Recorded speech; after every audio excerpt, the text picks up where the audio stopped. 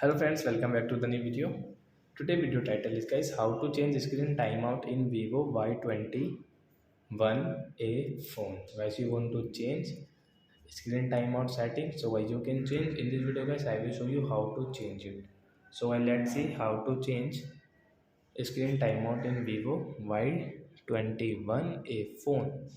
First of all, open your phone setting,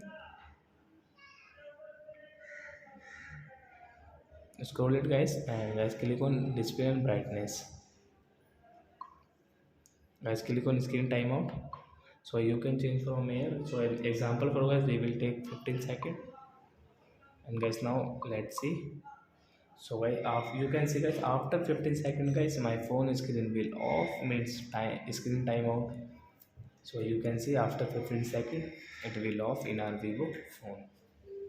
Before guys, please go and like and subscribe my channel.